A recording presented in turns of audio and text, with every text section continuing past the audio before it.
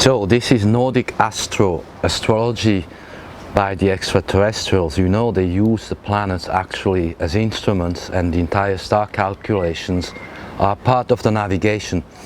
Anything that we discuss that has to do with sightings, UFOs, all that subject is really time travel. We're talking here time travel and dimensions and the layers of reality that I mentioned, which change 200 miles into low Earth orbit.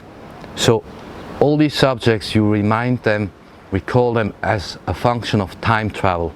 Philip Corso Jr, who is the son of Colonel Corso, has given very updated, profound, deep informations to Kevin Moore in an 80-minute interview.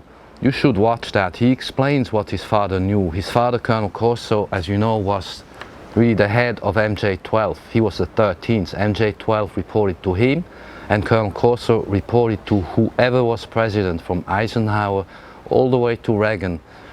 He was even kind of friends with Reagan. He was the man who would direct all of the secret projects. He had seen the crash disk and the EBE, and he had talked with his son. So Phil Corso Jr, who is still alive, he's only 74 years old, talks a great deal in depth about what this time travel really is about. And he said his father explained to him they had all of the technology, everything from the craft except the biology. They were not able to replicate the living craft, let alone, of course, a navigator pilot. In all these discussions, we need to remember what John Keel said about the phenomenon. And really, we could say what we see, what is our reality and what we know, is about 1% of what is, and 99% we don't see, we don't have a clue, it's infinite. And that's the unknown. And we are now going with the new astrology of 2020, 21 and on into the unknown. We're going to discover a real astrology, a new astronomy. We have to learn the physics of space to understand how we are wired vis-a-vis space. And we have to study a new mathematics. Those are all the subjects that are going to come, I think, when Pluto goes through Aquarius, when new system management comes about. That will be a 20-year phase starting from 24 to 44. We discussed already Pluto in Aquarius, changing society. The Pluto discussions follow these 240-year cycles, and when they meet with Saturn and Jupiter like they will now in 2020, that's almost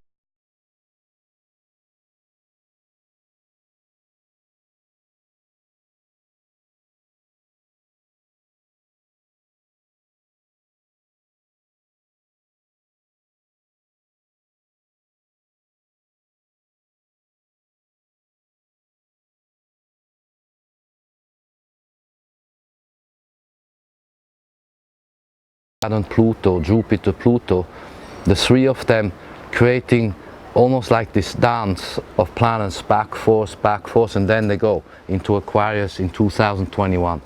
It's during this time, so that's in 2 years to 3 years, that I feel we will be discussing the new frontiers of time travel, where we will see what we're discussing in a better light, because at the moment very few people actually know the technologies. It's all compartmentalized and so secret. And even those who know, like Phil Corso Jr, he says, I can talk about some things, but a lot of other things he prefers not yet to talk. So this is the world we live in. And the question is now, with these planetary alignments, will something change? Will maybe a new kind of disclosure take place? So we're seeing the disclosure going on in sense of a perception of a new reality. We're hearing from many governments stories that we would never have heard before, would never have been declassified or leaked.